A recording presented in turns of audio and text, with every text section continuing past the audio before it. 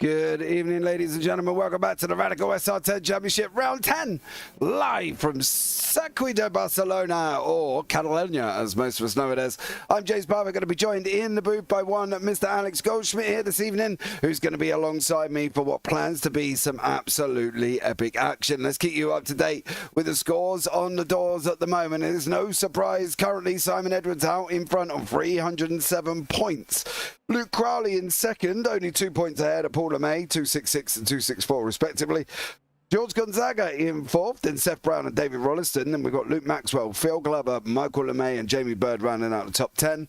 And then Graham Matthews, Damien G, Wayne Nichols, Paul Clark, Paul Crabb, Robert Woodward, Darryl Taylor and Graham Brown, who took a victory last time out at Brands. In behind that is Pumaxis, Curry and Adcock, who have not much been here for this season.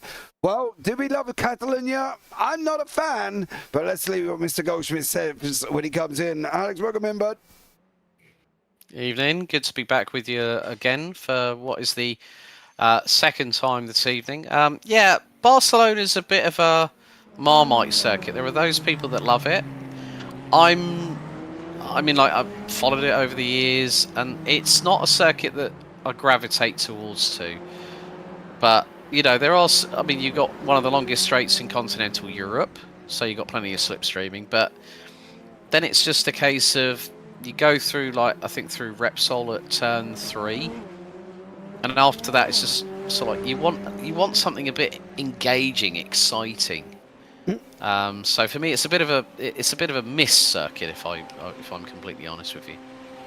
Yeah, it's not great, but I don't know if that's just the Spanish circuits overall.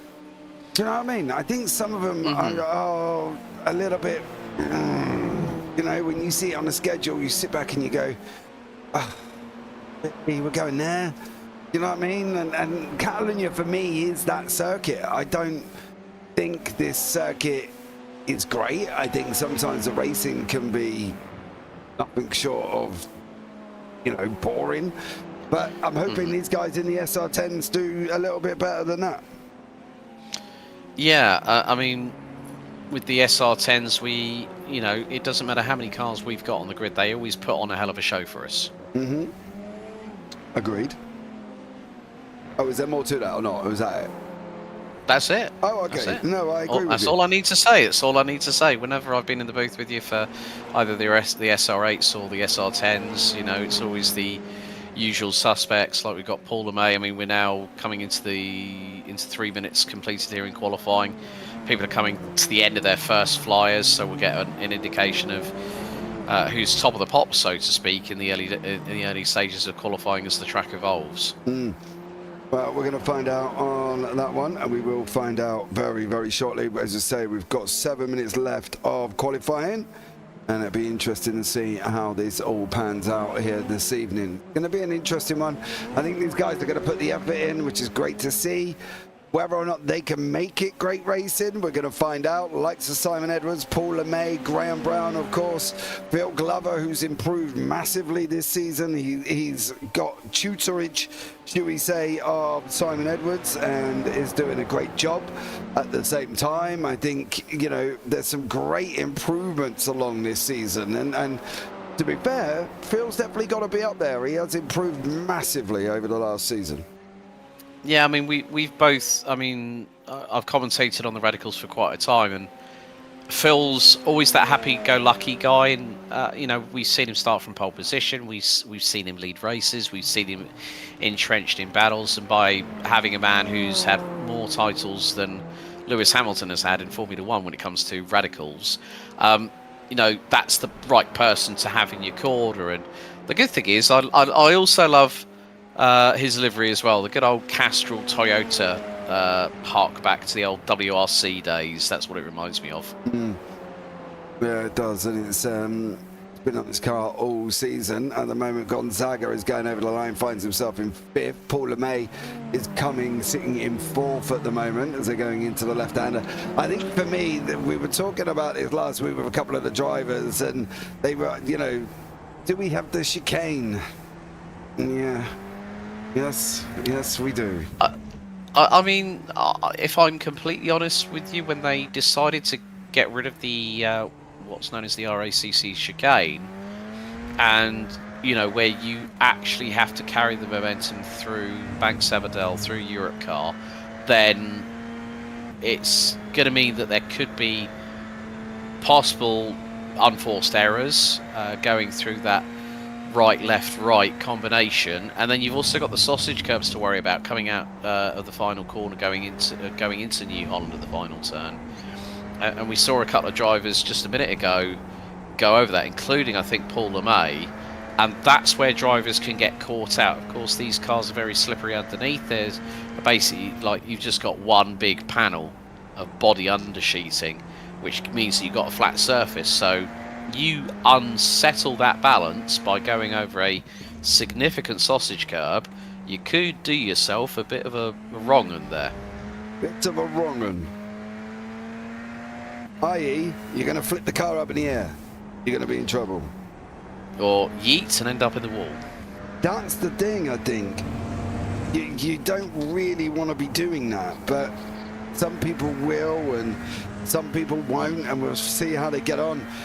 It's just a circuit. I sit back and wonder how, what's going to happen here, and is it going to be any good? We've got Paul LeMay at the moment. Purple's on the board. He's on the left-hand run through Bank before they go down into Europe Car, the right-hander, then coming into the chicane, of course. We'll see how this one happens here, whether or not he's going to be able to keep this on pole position for Paul LeMay. Through he goes. Don't take the curb on the outside. Leave it well alone. Through the right-hander, now run it down, let it go out on full throttle, keep it to the left-hand side, all the way down the start-finish straight. Paul with Purple's on the board, should go pole, he has got pole, 1:43.73. And he's just gotten it over 3.5 tenths quicker than Simon Edwards. Seth Brown was third until Simon went third, was demoted, and Simon has gone within 21 thousandths of Graham in second place. But yeah, it's just about this is a circuit that isn't the most conducive, like I said at the top of the show, with regards to certain places for overtaking. I mean, going out of the final corner down the long start finish straight, you're going to get a massive toe into Elf at turn 1, but then you've got to this is a circuit that can bite quite hard, as we've already seen. I mean, we saw Luke Crowley unfortunately hitting the barriers on the right hand side of the start finish straight coming out of the final corner, and that did not that meant that there was more than some plastic surgery done to the front end of his SR10. Of course, Luke, as we discussed, has had this is before we went on air, folks, has had some struggles this season. Yes. He seems to have hit a little bit of a lull. It came in with a bit of a bang, did Mr. Crowley, and he was up there upsetting the pace and upsetting the hierarchy almost. And then all of a sudden, he's kind of like Spurs. He's hit a low at the wrong period of time. Oh, you had to bring a footballing term in there. Nicely done there, sir. It's true. Unfortunately, if you're a Spurs fan, you have a heart attack every season because you're never sure if you're going to go down or up. And Luke come in with a bang, and then he's kind of hit the same lull that they have. So, unfortunately for him, well, he's going to have to try and get back to the winning ways, because he hasn't got much left of the season, of course, and he is sitting in second place in the championship, and he is 41 points behind Simon Edwards, so he's got to have to try and do something. But it does look like Simon Edwards has got the kind of the run over him at the moment. Yeah, I mean, Simon, we don't really need many superlatives to talk about Simon Edwards, because we've used so many in years past, or seasons past thereof, and he knows exactly what it takes to win titles in Radical Race Series. I think it's 8 now, isn't it? So, and then when you see someone like Phil Glover, who's getting a lot of advice, is improving race on race, that just goes to show how tightly knit this gaggle of drivers are, where they will help each other out. They will talk things out in a responsible and an adult-like manner when it doesn't go their way. I mean, especially when they start looking at incidents during the race. But qualifying coming to an end, and Paul LeMay has stuck it on pole by over 3/10. Good job, Paul. Great job from Paul. He's been quick this season. And he's done an amazing job. Let's bring you up the grid for qualifying. Paul LeMay will be on pole. Graham Brown, Simon Edwards, your 1, 2, 3. Luke Crowley, Seth Brown, George Gonzaga, David Rolleston, Phil Glover, and Graham Matthews round out the grid. A bit of a short grid here with 9 drivers on the racetrack. But I'm sure the racing will be just as epic as we normally see. There is Paul. Got quicker and quicker this season. And he's doing a great job at the moment. He's trying to close in on Simon Edwards, but he's currently 43 points back. It's got to be a lot of a big overhaul from the man from Two Brothers Racing. We're just waiting for Luke Crowley to get on to the road. And then we will be up and running and underway. Let's see how this one pans out. Hold on to your hats, ladies and gentlemen. Don't forget to like, subscribe, turn on the bells. And if you are here, say hi. We will have a chat with you. But let's see what Paul LeMay does. Luke is dragging this one out, mind you. He's got about another minute to get onto the racetrack, Alex. For you, who's going to come out on top? I mean, the thing is, Paul's pace in qualifying could translate quite well to the race, so I think he's got a good chance. Based on previous form, I mean, Graham coming off of the back of a win last time out. Simon Edwards, you can't really count him out in any sort of situation. He's got plenty of tricks up his sleeve. As there goes Luke, and we're ready to get racing here for 10 laps. Yeah, Paul LeMay's not, though. Oh, Paul's in pit lane. Paul's jumped into pit lane. Lights are on. We're green, green, green. Graham Brown's got a free run down into turn 1. If he can manage to hold it, he's alongside. He's got Simon Edwards on the outside of him. Graham Brown now. Luke Crowley takes it 3 wide. They're going to try 3 wide, 4 wide almost into turn number 1. Brown comes out on top. Edwards second. Seth Brown in behind that. Crowley in third. Moves it now into second. Gonzaga's moved his way up through the field. Rolliston's moved up. All drivers gain 1 place. Paul LeMay loses 8 due to starting from pit lane. But at the moment, Graham Brown's escaped. I'll tell you what though, Alex, 4 wide into turn 1. Come on, what are they on? I don't know. They've definitely had more than their Weetabix this morning, that's for sure. Luke Crowley got a blinder of a start and managed to make up 2 spots. Obviously, with Paul LeMay diving into pit lane, I mean, he's right at the back end of the field. He's 3.5 seconds behind Graham Brown, who's starting to try and open a little bit of an early lead, which is now 0.7 of a second. But yeah, Luke's start was absolutely textbook. Just go for it and see what happens. And yeah, Seth Brown nearly making it 4 wide in the process. He was nearly up the inside of Grove going into T1, and that could have been very, very gnarly. But again, sometimes it's not always about the quantity of the field. There's quality in this field as well, let's not forget. Yeah, there is, and that's one of the things we love about this league. Simon Edwards in there at the moment. He's sitting in 3rd place. Through the right-hander we go for the first time here this evening. In through the chicane. First race, 10 laps. Second race in here as well. Don't forget we have got a feature which will stand at 17 laps for the feature. Graham Brown weaving around so much. Give him a nitty needle. We can knit you a jumper. He's weaving that much here going down the straight. Crowley's closing in. Paul LeMay's moved over up over Graham Matthews and is now looking for Phil Glover. Hard on the brakes he goes. Round he goes in turn 1. Paul LeMay gets the job done with David Rolleston, George Gonzaga, Brown, Edwards and Crowley sitting in 2nd place. Yeah, that was a pretty clean move there from Paul. I mean, he's not hanging about. He'll probably be kicking himself as to, I mean, we'll probably find out in a post-race interview exactly what happened to Paul, why he ended up from pole position into the pit lane, and then his timed pit stop before pit lane exit was 12.4 seconds. So bit of a faux pas there for Paul LeMay, but there is still an opportunity with how close the field is spread by. Just a shade over 5.2 seconds, and Paul himself is under 3.9 seconds away from race leader Graham Brown. So yeah, early days. Still got time on our side. We've still got 8 laps to go coming into the left-hander of turn number 9. And then Simon Edwards tucked in right behind that. Seth Brown in there. Gonzaga, Rollo. Paul LeMay moved his way up. He's chasing down on Rolliston. He's doing a great job at the moment, closing right in on him. Paul seems to have recovered from his pit lane start and is now chasing down the guys in front. How far can he go? Yeah, that's the big €64,000 question that needs to be answered. I mean, looking at the previous splits, he was 6.5 tenths quicker than Rollo on the previous tour. Now we're going to come. Yeah, he's just taking lumps out of him at the moment, and now he's going to go for the move on the start-finish straight. Look at that! It was like Senna and Mansell back in 1991. They were pretty much wheel to wheel, millimeters apart, and Paul just sends it, and he'll go right. Here we go. Let's go after the next one, and that next driver in his crosshairs will be Jorge Gonzaga. Yeah, Gonzaga there will be the next one. Graham Brown is now in second, first. He's fighting Crowley. Crowley's going to have the inside for the left-hander. Through he goes. Graham Brown's going to try to cut back. Brown's now going to have the inside line in through turns 7 and 8.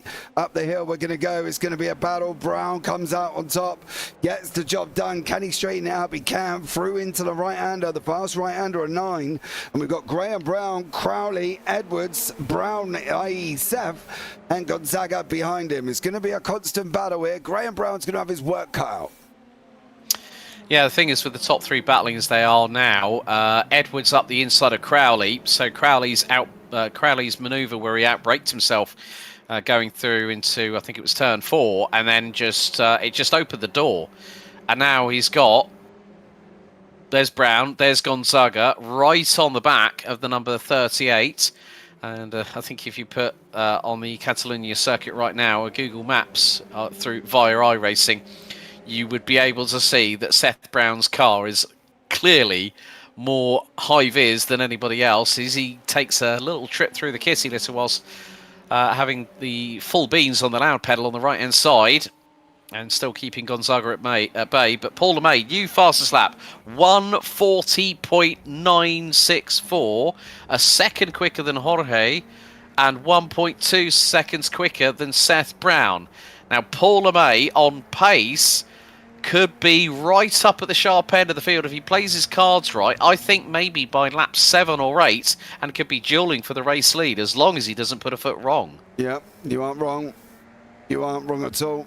He can carry on at this pace and keep moving through fields, through the people in the field. He's got 6 laps to try and get this. He's got Gonzaga first one to go and really challenge him here, I think. So is Paul LeMay going to be able to get up there? He got it on pole position. Fastest lap as well. Starts from pit lane, not quite sure why. But he has done that. Through turn 9 we go on the rundown into turn 10. And LeMay, Gonzaga, Brown, Crowley, Edwards and Graham Brown are all currently separated by 2.3 seconds. Yeah, just noticed the last lap times between Graham Brown and Simon Edwards. 7 tenths was the differential between the driver in second and the driver leading the way. So Simon Edwards, as we've both mentioned, you can't really count him out at all. But Paul LeMay goes a little bit wide into Europe car, into the RACC chicane, but he's closing quickly. And the problem that Paul's going to have is that when you get into that dirty air and you've got a double toe like he'll get now from Brown and Gonzaga, he's going to find that car even more unstable than if he was just a single car behind one vehicle. Mm-hmm. And there's a big difference because you get that aero wash, and the front end will want to understeer, the rear end will want to oversteer. As Brown and Gonzaga through into Renault, they take different lines just to try and one-up each other. And now it's a case of Paul's just got to try and just grit his teeth and bear it. He knows that he would have been more than likely leading, as now Edwards takes the lead from Brown at just before the halfway point. Yeah, he did. He got Crowley as well. Crowley now going to go and have a go at Graham Brown into the left-hander. Through the right they go. Still getting the job done. Simon Edwards leading the way. Crowley did pass Graham Brown. That's going into turns number 7.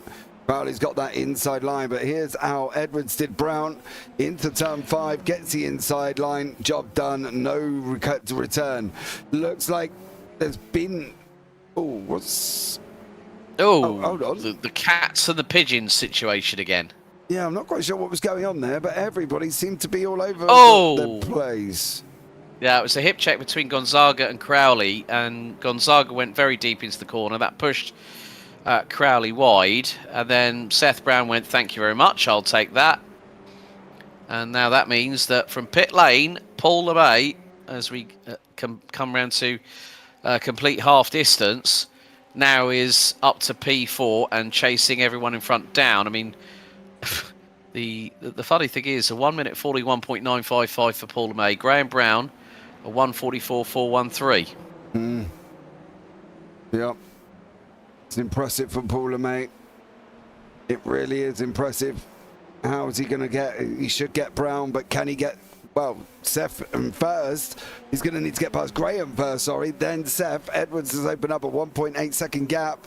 Only 4 laps to go. Edwards seems to have run away that second mark, which is always tough to try and bring him back in when he has escaped like that. Yeah, I think you give Simon Edwards a couple of millimetres, he will take more than a country mile. He'll probably end up in the next country, knowing our luck at this rate.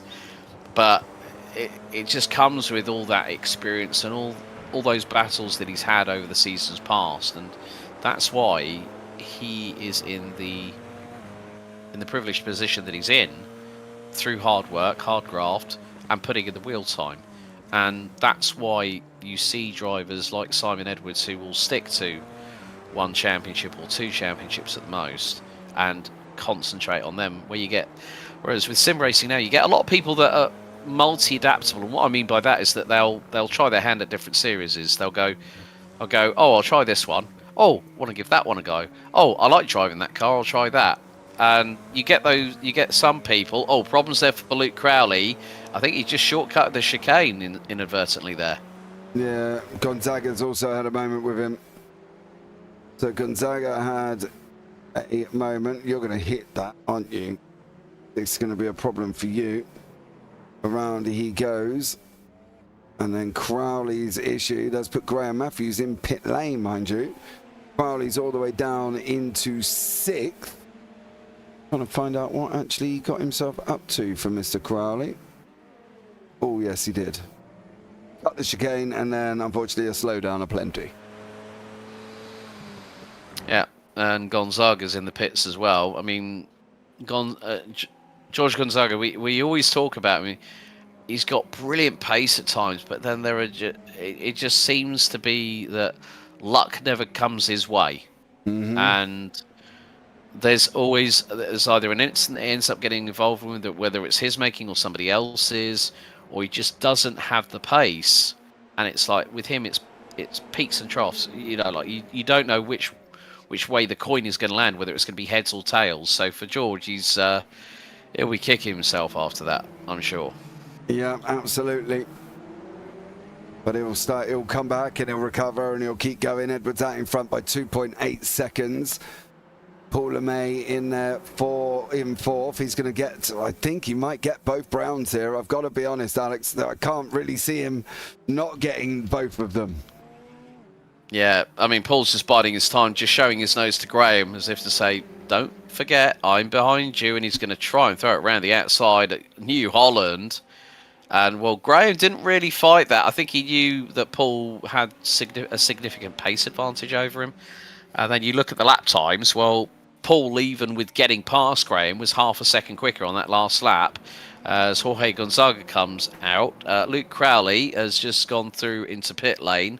Not too sure if that's a drive-through, possibly, for the number 36. Again, it's the same with Luke as it is with George. It's a case of lady luck at certain circuits. They just seem to hit a bit of a sour taste in the mouth, so to speak. Absolutely. It's always the same way. When it's just not on your side, it's just not on your side. And at the moment, Paul LeMay seems to be on his side, but can he get Seth Brown? We're on lap 8 through 7 we go, coming out the other side of 8. Oh, be careful. But Paul LeMay, again, as you say, from pit lane to third place, that is not a bad retreat whatsoever from him. And he's done an absolutely stellar job. He has got Graham Brown tucked in behind him. Let's not forget, Graham is a race winner. So fair play to Graham Brown, you know. So let's not forget that. But Paul seems to have the pace here this evening. Yeah, I think it's the woulda, coulda, shoulda race had he not ended up in the pit lane after time qualifying. As Luke Crowley, after nearly 60 seconds on his marks, he was in the pits for nearly a minute and a half entirely. Yeah, it's just the case of Paul. You know, we've got this and one more to go. Can he close that gap? That's the biggest thing. Mm-hmm. I think if he gets Seth Brown, I don't think he will be able to get any closer. But I'm a little bit worried that him battling with Graham is going to allow Seth to bolt off down the road. Do you know what I mean? And I think he's not going to be able to get them over the last lap or so. I think he's going to be where it is. Edwards is going to take the victory, and I think from our perspective, it will be Edwards, it will be Brown, but will it be Paul LeMay or Graham Brown? That's going to be the theory for me. Mm-hmm. Yeah, I mean, the thing is we're really starting to come to the end of this first race. You know, the 10-lap sprint, and then we've got the 17-lap feature coming up when we're going to pretty much have a full reverse grid.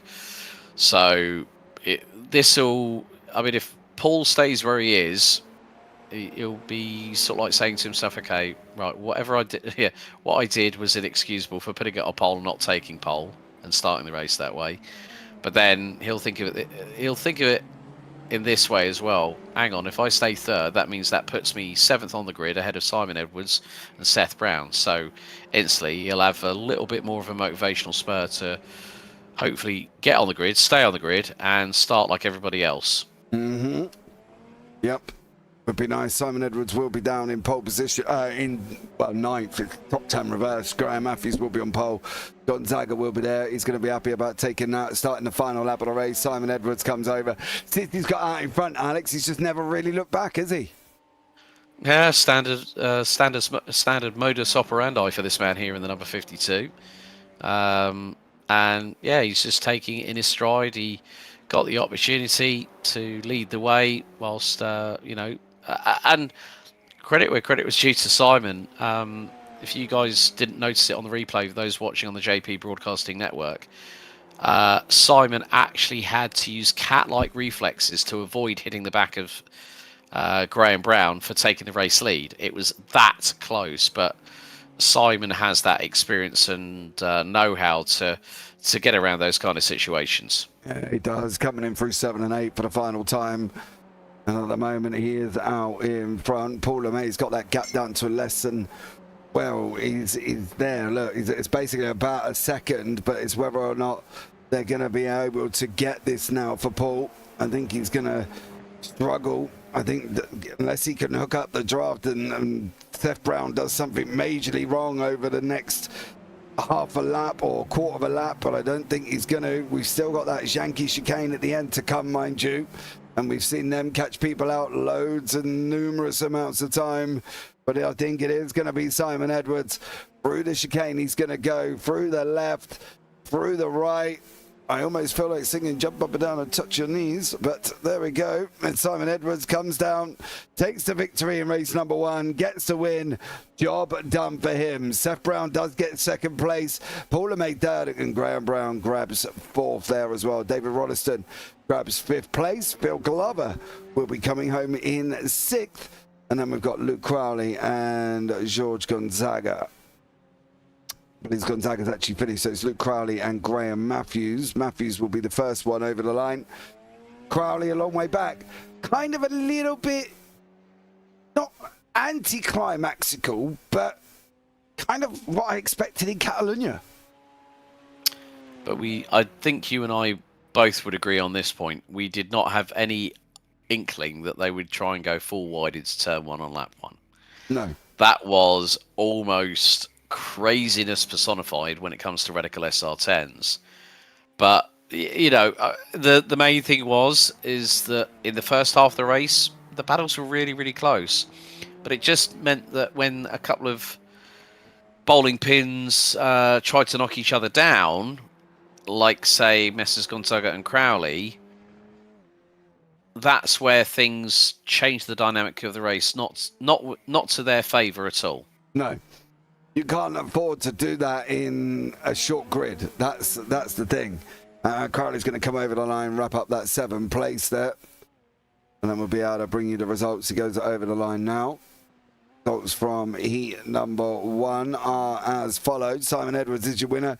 Seth Brown in 2nd. Paul LeMay in 3rd. Then we've got Graham Brown, David Rolleston, Phil Glover, Luke Crowley, George Gonzaga, and Graham Matthews. So that will be practically Matthews and Gonzaga will be on the front row for race number 2. They will only have a couple of minutes of warm-up before they are back in the grid ready to go. That gives me just enough time to have a chat with our man himself, Mr. Phil Glover. Phil, welcome in. Sorry, James, you're coming out under my feet. I'll have to re-alter that, mate. All right, mate, I'll let you go. I'll catch you later. Oh. Pulled over. Coming out under his feet, Alex. Shockwaves ahoy.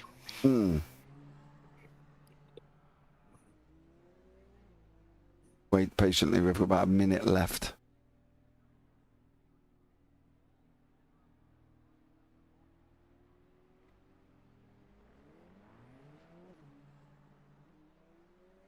Gonna get this sorted in time, is he? No, I don't. I probably wouldn't think so as well, because we're 40 seconds away from the warm-up being completed, and then they'll be readying up to grid. Yeah, I'll speak to you later, Phil. Have a good one. There you go. That was the end of that. David Rutherford's in YouTube chat. Go, Luke, he says. And Luke is, unfortunately, did not do well in race number 1. So hopefully, race number 2, David, will be a lot better for him. Woo! Let's see what goes out. I'm going to do this on behalf of Luke. Touch wood. Yeah. There you go. That sounded like glass you hit there. No, it's my desk. It's probably because it's way too far. It's a bit too far from my headset mic. So. Oh, okay. It sounded very echoey. I was like, oh, that sounds a bit glassy. Right. There we go. Let's bring you up the grid for race number 2. 17 laps this time. And it will be as follows. Just waiting for the session to swap over. There we go. Graham Matthews on pole, George Gonzaga on 2nd, Luke Crowley 3rd, Phil Glover 4th, David Rolleston 5th, Graham Brown 6th, Paul LeMay 7th, then Seth Brown and Simon Edwards. Can Edwards come through the field? Alex? Yes. I'm not going to... I wasn't hesitating there. I just had to unmute my mic. Okay.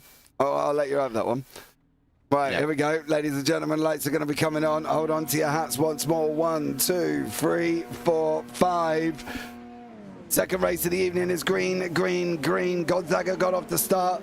Crowley also got off the line as well. Where have we seen this before? Oh, yes, let's not forget race number 1. Crowley's now going to go through the middle once again. Is he going to make it 3 wide? He's hit George again. Oi! Crowley, has he managed to get it stopped? He didn't. Oh no! And Graham Matthews just. I think George was broke the minute that Luke hit him on the left rear. More contact ahead. And what happened? Someone had a big old plume of smoke coming from some tyres there. But yeah, I mean, it was just incredibly close. But who's leading? Phil Glover, and Paul LeMay, like a stabbed rat, has jumped up from 7th and is now challenging for the race lead on the opening lap. He's going to try and see if he can put a move on Phil, who puts the blockers on there very nicely, does the number 7. Yeah. He's going to try and go through Paul now. Phil goes to the outside. It is going to be job done. LeMay leads, going for the first time through 9. Graham Brown's going to be in there. What is Glover going to be able to do? Is he going to defend? Not really, but he's almost left the door open. through the left. Oh! Big check up. Edwards has crashed. Simon Edwards No! has crashed with David Rolliston. Oh, no. Oh, Simon's gone for it. Oh. Oh, he's come round. Edwards made it through. Did he hit Brown? A little bit. I'll tell you what, Edwards seems like he was quite... Oh, my God, he's gone again. Oh, He's just popped up again. oh, With Graham Matthews. That was close. Coming out the chicane, and there we go. Yeah. And then cat amongst the proverbial pigeons again. Check up from everybody. Bill's fighting alongside Graham Brown. Paula May is out in front. Bill Glover there, sitting in third place at the moment, and well, he's done an amazing job. Excuse me 2 seconds. Why is this all of a sudden gone and broke everything? It's having a hissy fit. It definitely is. You carry on for a minute, mate. I need to do some adjusting. So Simon Edwards, slightest bit of contact, spins the 52 around. And now we have Paula May leading by 2.5 seconds from Graham Brown. Phil Glover rounding out the top 3 at the moment. So they make their way around this circuit, just measuring just around about 2.9 miles in total. 16 turns, and there are 2 variations of this circuit. We were talking about that earlier on, that in the other variation that's been used since 2021, they've got rid of the chicane, which has allowed for a lot more interesting. But Phil is trying to keep Graham very, very honest, whereas Paul LeMay has literally run away into the distance and is leading by a considerable margin at the moment as we cross the line to complete another lap here at Circuit de Barcelona, Catalunya. Opened just before the 1992 Olympic Summer Games. So it was open on the 10th of September 1991. Also not just the home for say, for instance, our radicals that are running out on the track, but also it's been the home of the Spanish Grand Prix for both Formula 1 and MotoGP. A whole multitude of race series have actually ventured to this track. But yeah, it looks like Paul LeMay is bolted now that he got his way into the lead from 7th on the grid and has got the lead very, very early. Very much the case of what we saw in race 1 earlier on tonight, where Simon Edwards was given the biggest window of opportunity he needed, and he took full advantage. And it looks to be the case that with Paul LeMay, lightning has struck twice, but not in the same spot, I would imagine. So we are around the circuit for this is the 3rd lap out of number 17. So slightly longer race for the drivers to navigate this particular circuit, and to the point the gaps have significantly elongated in comparison with what we had in race number 1 in terms of the early stages of it. And with these feature races, if I remember correctly, James, there are a lot more points on offer for everyone involved, so they've all got an equal opportunity to make the best of good intentions, really. Yeah, they have at the moment, and that's the thing. They've got a lot more points on the board. Excuse me, I'm still trying to fight fires here because at the moment I can't seem to get any form of overlay working whatsoever. So just bear with while I continue to fight these fires, and hopefully we might be able to get some form of working overlay. But at the moment it is Paula May out in front, Graham Brown in 2nd. Rollo is down in 7th. He's tackling away with Mr. Gonzaga as these guys are continuing to fight. I think the overlay is working on your screen, which is great to see. Just not working on mine. Yeah, so at the moment the gap between George Gonzaga and David Rolliston, gap is ebbing and flowing between 7 to 8 tenths of a second between the pair, as we're now on to lap 4 out of 17, and the gaps are I mean, the biggest gaps we've got are between Simon Edwards and Graham Matthews. The gap between them is about 8.5 seconds. And then from first to 8th, not including the gap between second and third, it's gone no higher than about 2 3/4 seconds at the minute. But after that first lap madness, everyone seems to have settled down quite a bit, to be completely truthful. Yeah, they have, which is always good. They've kind of settled down a little bit. Unfortunately, we can't go back where I've had to restart the software. It's kind of put everything in different for me.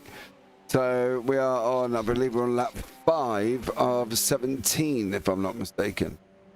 Yeah, Paul LeMay just put in a 1:41.352, was nearly a second quicker than Graham Brown, and the gap now is stretched to 2.6 seconds. Then it's a further 3.9 seconds actually, back to our good friend, Mr. Castrol Toyota Tribute Band.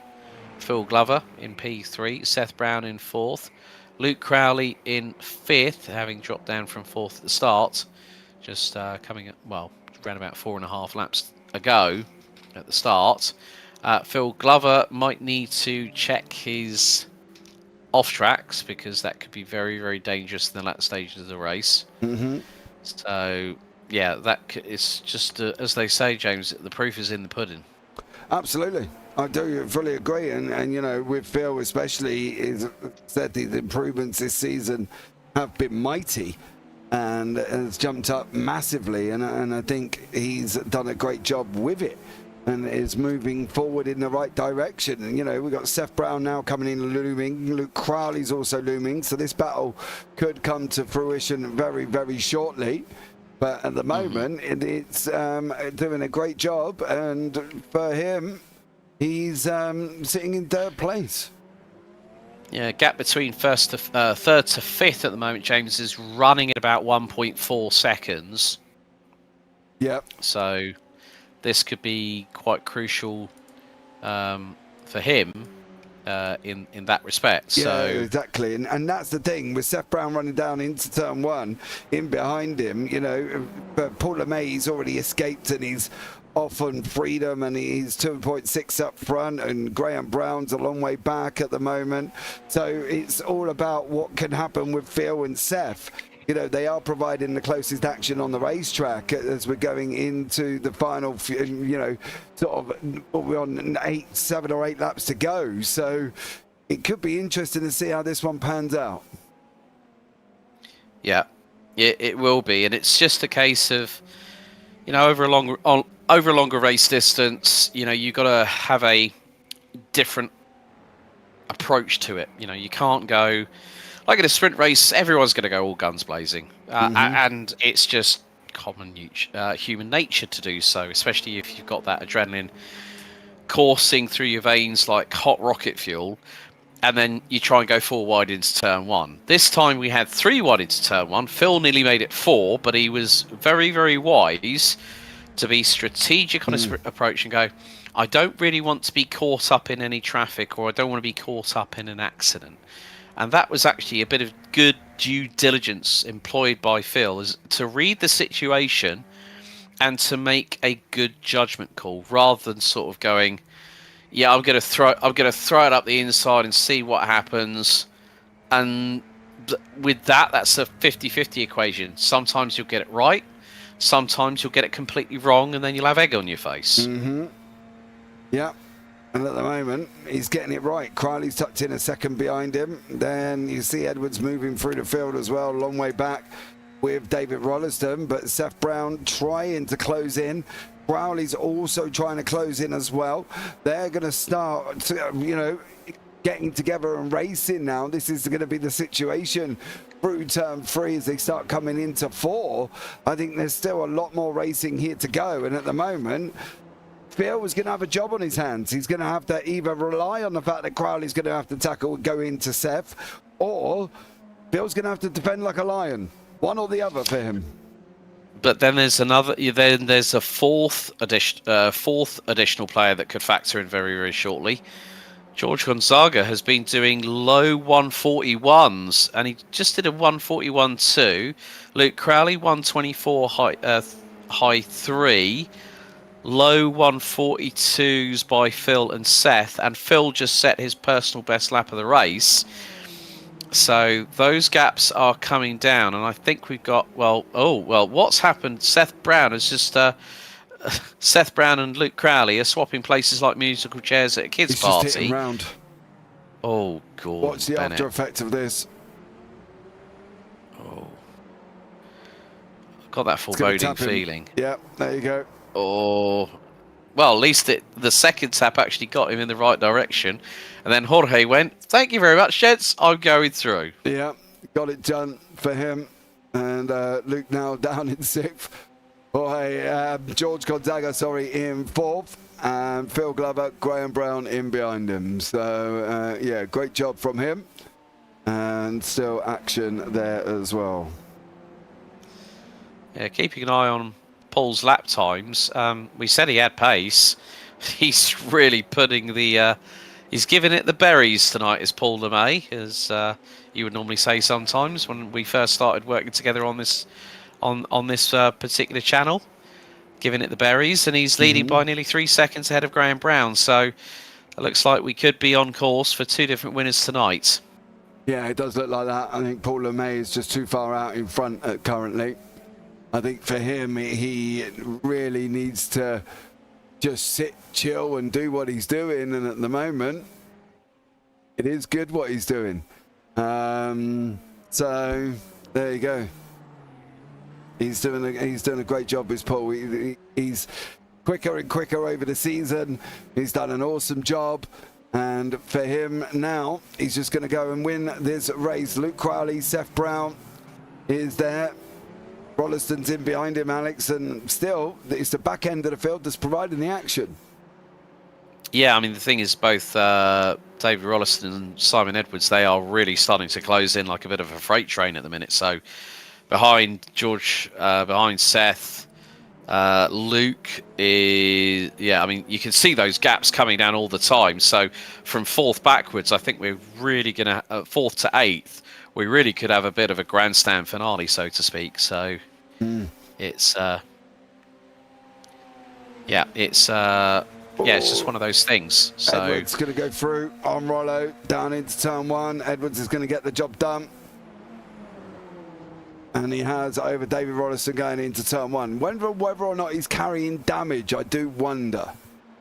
But Simon Edwards, he's been hit, bounced around a little bit. So I do wonder whether or not he's got any damage on the machine, or is he losing pace? We'll keep an eye out and see how he gets on when he comes onto that final run down the start-finish straight. Will give us a better idea, I think.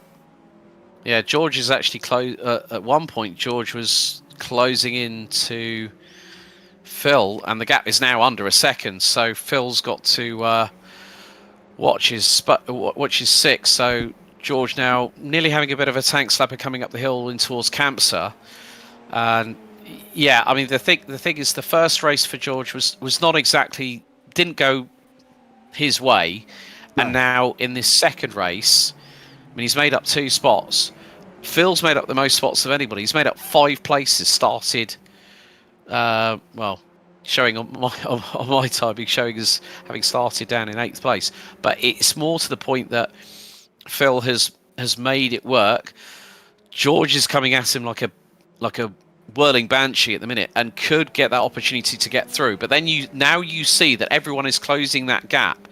So as this race permeates, there are drivers that might, okay, yes, have had dramas in the early stage of the race, but as the race starts coming to them, the fuel load getting lighter, the tyre degradation could be varied between the setups of the respective drivers. And now George senses a little bit of blood in the water, I fear, because Phil Glover has got to watch himself very, very closely now, because George is sizing something up. Now, whether he waits until the right opportunity, which could mean that if Phil Glover makes an unforced error, then George will be past quicker than you could say the word jump. Yeah, but I think George is going to force his way through. I think he's going to force his way through from turn 5. I think it's going to be looking more 7 and 8 at the moment. Gonzaga's going to try and go around that. Is he going to be able to make this work? He's not. Through into 7. Through 8 he goes. He's got to be coming out of 9 now. George in behind him. Seth Brown's also in there. Seth's looking for a way through. George is going to have to get this done because Seth's not going to hang around for him. Seth will make that move as well. Glover's all the way to one side. He's got the door wide open for Seth Brown. Here we go. Can Phil hold on around the outside? No. Is he going to be able to make it? No, he's not. He drops another place. Now he's going to be under pressure from Seth. But that was good, clean racing between the pair. You know, shout out to both George and to Phil for not trying to knock 7 lumps out of each other. And that is what, as I said earlier on, folks, it's not always about quantity. It's about the quality of the races.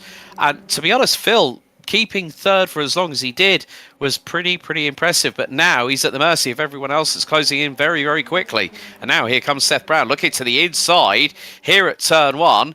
It's a bit like Schumacher and Barrichello a few years ago, going into T1. But Phil manages to go a little bit later on the brakes, carries the momentum through turns 1 and 2. Luke Crowley's there waiting the wings. There's Simon Edwards chomping the bit. Crowley's opened the door for Simon Edwards to get through at Renault. And it could be the case that Edwards might have the run going into Repsol here at the next corner.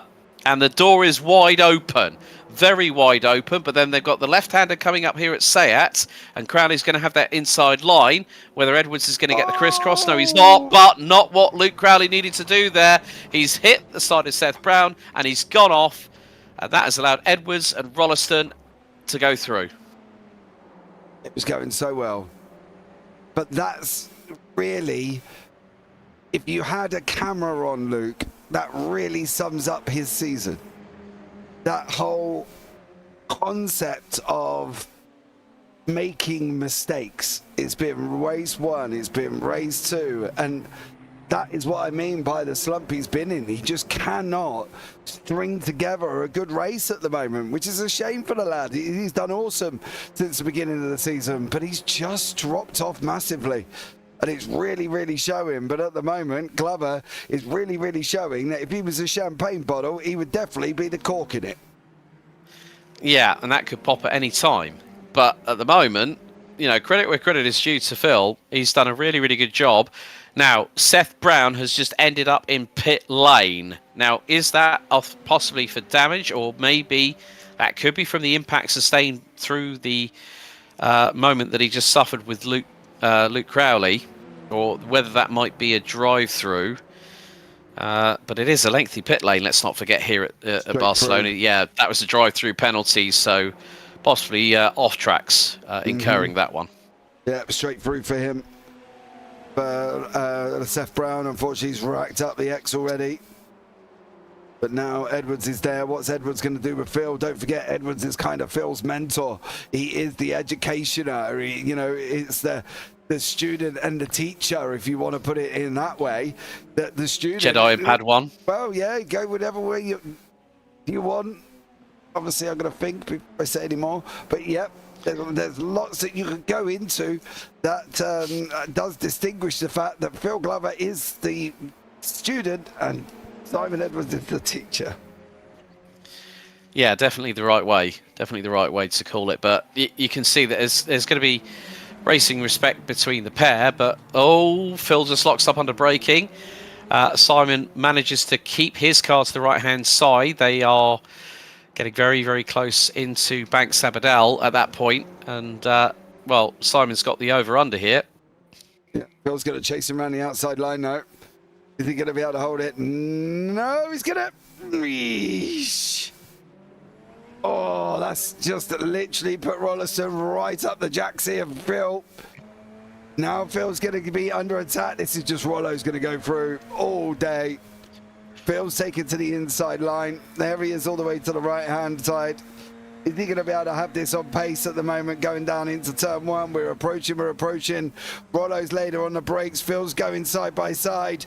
We're going to go on the inside now as well. He's still there. Rollo still can't get past him. Phil now just about recovers. Job done for Phil Glover. It's David Rolliston going through. Yeah, that was very, very close between the pair. But, you know, it was just the case that it was going to be that close. Yep. It was always going to be that close when these guys are fighting like that. And that's the thing. But great job from both of them. And now whether or not Rollo's going to pull away from Glover. Two completely different lines coming into 7 and 8 there through 6. You saw Rollo was to the right and opened it up. Phil was a little bit tighter. And you're going to have to say that from the gap that Rollo's pulled away on him, it has to be said that Phil's line might not be the most efficient. Yeah, probably not the most optimum, but he, for a big chunk of laps, Phil was keeping his racing line where he felt comfortable, and in some cases, you know, he'll speak to Simon, I'm sure, in the lead up to next week's race, and just go, yeah, it was good, but I felt more confident doing this. And sometimes some drivers, as they're learning from someone who's taken them under their wing, in the case of the teacher and the student terminology that you used, that Phil will always learn every single race, and that's what a good racing driver does. They improve time and time again. And I know for a fact that Phil will be saying, well, I had a good run in third, I really enjoyed it, and I enjoyed some good battles as well. So he's got learning experience from being in that higher position, but also having to fight wheel to wheel and knowing that he's going to get the racing room he needs. Yeah, that's the thing. As long as he learns from every single one he does, I think that's the thing for Phil. You know, they say you can't teach an old dog new tricks, but yet Phil seems to be doing a blinking good job at learning what Simon's teaching him.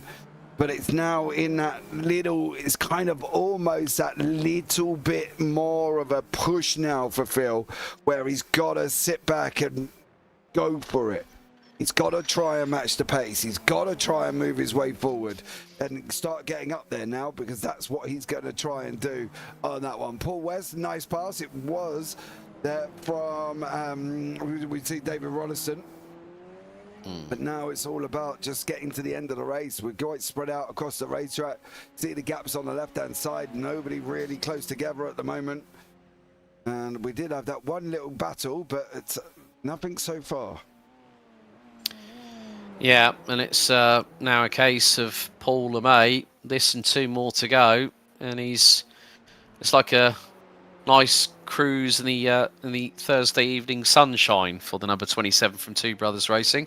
New fastest lap, by the way, no surprise, Simon Edwards, 1:41.010. I think Paul took the fastest lap and did I think it was a 1:40.9 in the previous race. So Simon again, yeah. If Simon hadn't had that spin, I think we could have seen a very different dynamic to the sharp end of this field. But yeah, Paul doing what he needs to do. This will help him close the gap a little bit more to Luke Crowley in the championship standings with a couple of rounds to go, and he'll be saying, "Yep, loved every second of that. The minute I got in the lead, I just concentrated on hitting my marks, not worrying about everybody else, just putting my own race." And sometimes when you're at the front of the field, the first thing you don't want to concentrate on is what everyone else is doing. You run your own race, and if you're feeling comfortable, you're feeling confident, this is exactly where you're going to end up with a nearly 3.8 second advantage. Absolutely. And for Paul, he has just literally ran away. We've now got Crowley closing in on Brown. We've got one and one more. Go, Luke, go, Luke. David said you come on. He's had a bit of a stinker, as poor old Crowley. Bless him. Oh, no. Now Brown, Glover and Rolliston back at each other's throats. Oh, looks like... well, if Phil could still hear you underneath his feet, when we were trying to speak to him earlier, I think he's got the little motivational chivvy up that he needs. Yep. He's going to now be able to move out. Well, we're going to find out here. Rollo, that's why Phil caught Rolliston. Just going down into 10. That back end's coming around on this car. Too fast. There you go. Carried a little bit too much speed, tried to drag it in, and unfortunately it did not like it.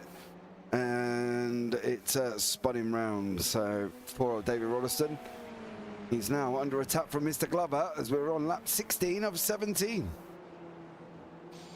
Yeah, it was just going to come down to a point where it would just be one driver that would run away with it. And in this case, it's Paul LeMay, doing such a stellar job from, what was it, 7th on the grid. So 6 places gained, and he got the lead very, very early.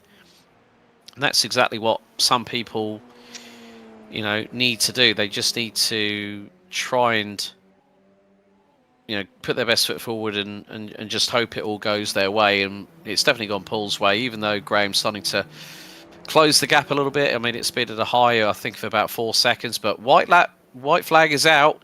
Paul LeMay on the 17th and final lap. So it looks to be 2 different winners from 2 different races here tonight at Barcelona. Yeah. Well, great job from him. Absolutely amazing job from Paul. He's done so well. He's taken a 3rd place and he's going to take a win here. He's just got to finish this off. What about Crowley? Since he's having a go with Seth Brown, they're going to come round and start their final lap. So they've got 1 more to go. So great job from all of these guys. But at the moment, Seth Brown, Luke Crowley, going to be going at it for 1 more lap. Our leader currently for Paul LeMay is on the run out of turn 5. He's only got half a lap to go before he finishes off and gets his victory. We'll keep an eye on the Crowley battle. It's now just gone back out to 1.2. And unfortunately, it doesn't look like Luke's going to get any further here. Now going to be just where he is. But it does look like Paul LeMay, who's driven beautifully, Alex, is going to take the victory. Yeah, not put a foot wrong. Got to the lead early and just ran his own race. And that's all you can ask for someone. I mean, Paul, it could have been a very, very different story. It could have been the fact he could have won both races tonight with the pace that he showed in race 1, having put it on pole position in qualifying. But you know what? A 3rd in race 1. Here comes the victory in race 2 for Paul LeMay. Yeah, around the final couple of corners he goes, coming into the last one now. Paul LeMay is going to take the win in race number 2. He wins that feature race. Great job from him. Over the line he goes. What a win from Paul, led from pretty much right at the beginning. Graham Brown comes through in 2nd place. Then we've got George Gonzaga comes over the line in 3rd. A great podium for George. Simon Edwards in behind, takes that 5th place, and then Rollo comes in behind that one. So David Rolleston in 5th. Bill Glover going to come over the line in 6th. Great job from him. And Steph Brown, Steph, oh my God. Steph, I apologise. Steph comes over the line in 7th with Luke Crowley in 8th place. And then Graham Matthews will be the last one to finish off. Yeah, and good thing is, everyone finished on the same lap and all covered by about, what was that, 48 seconds? Mm-hmm. Yeah, a few dramas here or there, but nevertheless, 2 quality-filled races here at Barcelona, even though it's not the best track. But James, here are the results for race 2, the feature. Yeah, Paul LeMay is your winner. Graham Brown in 2nd, and George Gonzaga in 3rd. Then we've got Simon Edwards, David Rolleston, Phil Glover, Seth Brown, Luke Crowley, and Graham Matthews. Let's have a chat with some of these wonderful drivers here as well. We're going to start off the evening's conversation with one Mr. Graham Brown. Takes the win in race number 2 last week. Gets the 2nd in race number 2 this week. Is race number 2 his thing? Well, let's find out. Graham Brown, welcome in, bud. Hi guys, how you doing? I'm all right, mate. How are you? Good. Yeah, a bit hot sweaty, but yeah, all good. That was a good one. Did you enjoy that? It was a bit lonely, to be fair. It's a terrible sprint race. Something was up the balance of my car. Don't know what was going on there, but I just had no grip. Then the second race, it just felt good. Paul just had the pace today. Paul was so fast. It's absolutely crazy how fast he's going at this moment in time as well. You know what I mean? And that's the thing. But for you, how is the racing out there, Graham? How's it going for you out there at the moment? Yeah, it's pretty good. Some good results the last couple of weeks. Yeah, bit of luck in both feature races really. Sort of like the Red Sea parted for me on the opening lap. So definitely got a bit of luck there. Yeah, but luck isn't luck's the part of racing. Yeah, it got me out in front. Then I was able to try and stay on Paul's coattails, but didn't make a very good job of it. But just managed to keep just far enough ahead of the guys behind. All right, mate. Well, listen up. We got Long Beach next week. We know everybody loves Long Beach, right? I don't even own it yet. Oh. Well, we won't see you next week then, unless you're going to go out and buy it. Yeah, I'll think about it. I'll see how it goes. All right, mate. Well, you take care, Graham. Anyone you want to shout out before we let you go, bud? I'll give a shout to Paul and May. He was bang on it today, all day. He absolutely was. Well done, Graham. I'll catch up with you soon, bud. Cheers, guys. Take care. Bye. All right, let's have a chat.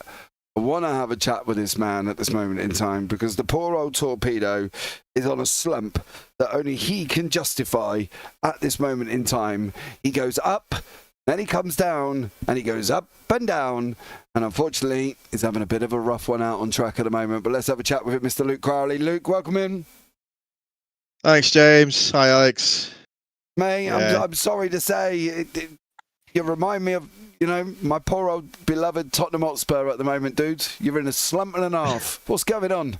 Oh, it's awful, mate. Honestly, today was terrible. A bad look at places, mistakes in others. I can't. You say I can justify it. I can't. Honestly, it's awful. I want to apologise for everybody that I hit. I think I hit several people more than once today, be it my fault or otherwise. I don't know, but it was So what do you think it is?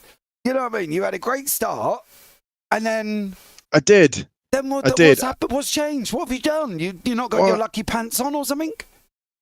Maybe I don't know. I had a shower beforehand. Maybe I shouldn't do that. But yeah, I had a great start. I felt really racy. I was like, yeah, this is good. Felt really, really good.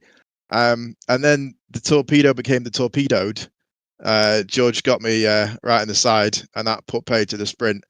And then in the feature, I think I was too eager to make up for the mistake, make up for the opportunity. And yeah, I just got too racy, I think, at points.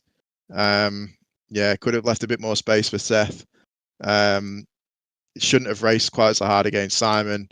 Shouldn't have gone 3 wide into turn 1 on lap 1. Like, yeah, there was a few. Do you know, it sounds more like a Tesco shopping list of don'ts. Yeah, it is, isn't it? Yeah, exactly. Don't do what I do, kids. Yeah, don't do that. Yeah. David Rutherford was in YouTube chat and cheering you on, but it was really weird actually because he come in at race 1 and was like, "Go, Luke, go!" and then all of a sudden you started crashing into people. So I blame David. So I don't know. Yeah, that was it. Yeah, it's subconscious pressure. Thanks for that, Dave. Yeah, that's what I said. That's exactly what I said, Luke, as well. You've caused him to crash. But listen, dude, we've got 2 races left. Long Beach as well. Are we going to see the Luke Crowley we saw at the beginning of the season? Mugello, Sanford, Zolder, Sparta. Where are you? Where you gone? Well, I hope so. I say I quite like Long Beach. I don't really. I don't think anybody does. But I should be all right at Long Beach, I think. Nords will be a different kettle of fish. I am terrible at that track. I hate every inch of it, and there's a lot of them. So yeah, it's that one will be a tough one. But hopefully Long Beach will be better. Yeah. All right, mate. Well, listen up, bud. Have a good one, dude. Anyone you want to shout out or apologise to? George and Seth, apologies, lads.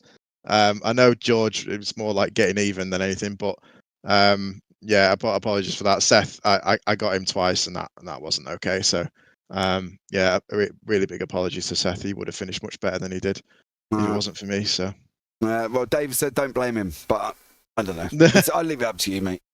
Yeah. All right. Cheers, guys. Take care. Bye. Bye. Right, and then we're going to have a chat with Mr. Phil Glover, who is hopefully not hearing me from his feet. Yeah, you've done enough tickling for tonight. Yeah, have I come? Am I coming out in a normal place now, Phil? Yes, you're coming out in the headset. Oh, well, that's good then, mate. How was it out there, bud? Oh, it's not a great track. It was very slippy. Yeah, I suppose 2 6 places. I was desperately hoping I might get my first podium, but I was watching times, people catching up with me. I was probably still third up until about like 10 or 11, something like that. Yeah. And then, yeah, they started to come past. I did make it. I tried to make it difficult for them, but they still went past. Yeah, but unfortunately, it's just one of the things. But your season, for you overall, has improved season after season, correct? I think so. I don't know where I am in the championship. I finished 6th last year, so I don't know. I'm probably about 7th or something, somewhere around there. You're 8th, but then again, you would have probably overtaken Luke because he's not here. You finished above Dave, I think, in race 1. So it could be very, very close whether or not you're going to be in 6th again, Phil. Yeah. I think the only disappointment for me is if I cast my mind back quite a few years ago, we had a lot more on the grid. Yeah. So it was obviously a bit more of a challenge then, wasn't it? But yeah, hopefully we can get more getting on the grid. All right, mate. Well, good luck, Phil. Anyone you want to shout out before we let you go? Everybody, clean race from my perspective as usual. So yeah, enjoyed it. Awesome job. And mind you, Simon's not managed to get the time to give me any coaching this week. So Blame Simon. Got his Bathurst coming up, I think. Yeah, he has. So, all right, mate. Well, have a good one, bud, and I'll speak to you soon. Yeah, take care, James. Bye. Bye. Right, talking of that one there as well, let's have a chat with Mr. Seth Brown, as we've got a plethora of drivers waiting down in the interview room. Finished 2nd place in race number 1, and then unfortunately he came across Luke Crowley in race number 3, race number 2, and it all didn't go well from there, as we've already heard from Mr. Crowley, who's deeply apologised. But let's have a chat with him now. Mr. Brown, Seth, how are you, sir? I'm good. Thank you very much. Yeah, Luke, it's not really Luke's fault. I had a lot of penalty points, and he just took me over the edge, and I got black flagged. I saw him doing the dive, and I thought I'll just brake early and then tuck inside, but it must have just made some contact, and that was it. I was like, oh, I'll go to the pits then. But it was a shame because I made a little mistake chasing Phil. And then I was chasing George, and I thought I was actually starting to make some headway on George in race 2. So yeah, it's a bit of a shame, but there you go. But that's racing, right? Yeah, and actually, we were moaning a bit about this track, but it is good fun. It's yeah, but it's I was moaning about it last week, wasn't I? Yes. I take it all back. It's just Fine. not good. There's a fine balance to putting the power down and over rotating out the corners, and just getting that set up so that you can floor it, but not push wide or not spin out. And getting that setup was kind of key, I think. But I was, my pace was still slower than the top guys, but yeah, I'm happy. Good. I'm happy. Second's highest I've done, Yeah, great job from you, bud. It was 3rd last week, 2nd this week, top spec next week. Well, sadly, I don't think I'll be with you guys next week. I've got family duties, so yeah, sorry. If that changes, I'll be here, but I've got a feeling I won't. It depends. Has the wife or girlfriend organised it? It's complicated. It's not something. No worries. It'll be fun, but yeah, and but yeah, totally intend to be back next season. So I'm hoping we can try again to get some new blood in. Yeah, awesome job. Well, anyone you want to shout out, Seth, before we let you go? No. All right, mate. I don't know. Everybody. There you go. Happy days. All right, bud. Yeah. I'll catch you soon.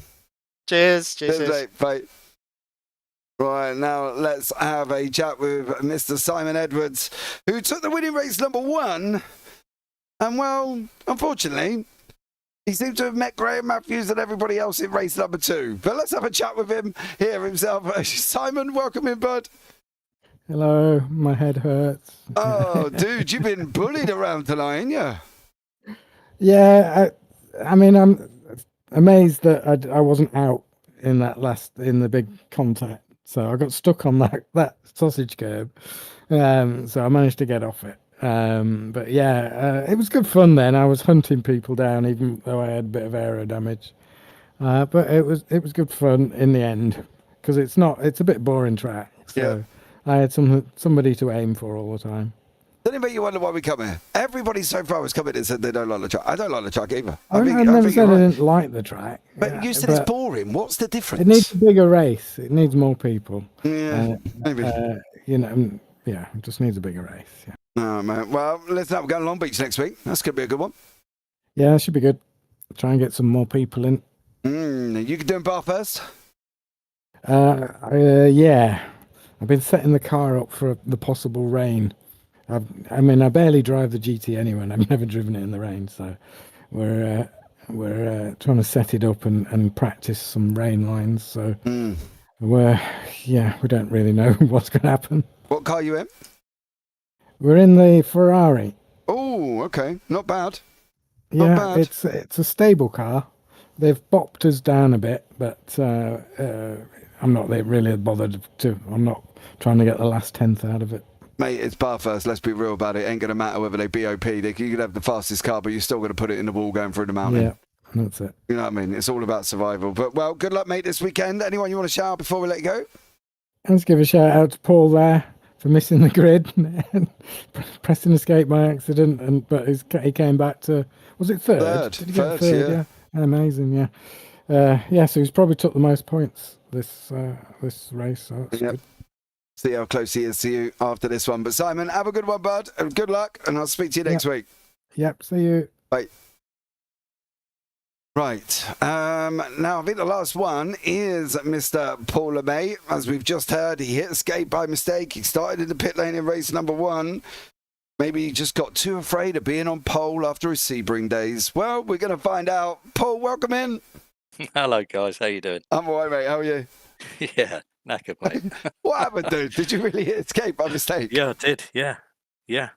I've got a pad next to on the side of the rig, and it fell. I went to move it, and I brushed my hand on the escape button, and that was it. Started from pit lane.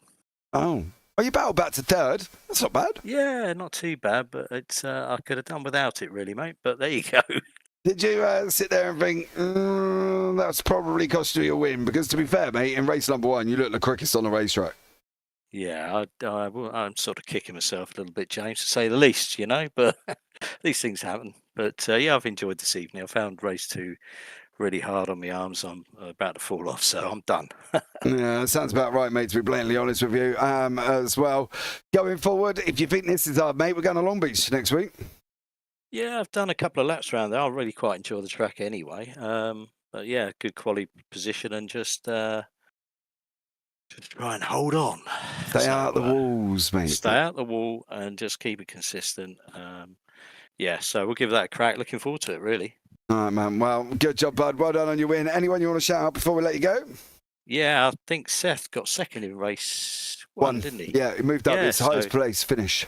Yeah, so shout out to Seth because he's been on the podium a few times this season, so that's a good job. Yeah, he's been third last week, second this week. Yeah. I've told him he's got to get first, and then he tells me he ain't here. So it really makes no difference. No. So there we go. All right, bud. Have a good one, fella, and I'll speak to you soon. Okay, take care, guys. Take care, mate. Better. Bye. Bye. Well, there you go, Alex. That was like a plethora of the grid, I think, come on into the interview room. Definitely. But yeah, 2 quality races. Not the biggest quantity of grids, but the action made up for it out on track. It's great to be back commentating on Radical Race Series alongside you again. Yep. For a brief array. Yeah, absolutely. Well, there you go, guys. That's going to wrap it up. Thank you so much for joining us. And we'll look to catch up with you next week. Don't forget to join myself. I believe Jim Cunningham hopefully will be back after his internet issues. But we never know. So for now, and as always, take care. Have a great week. And you never know. We might see you on a track sometime. Good night.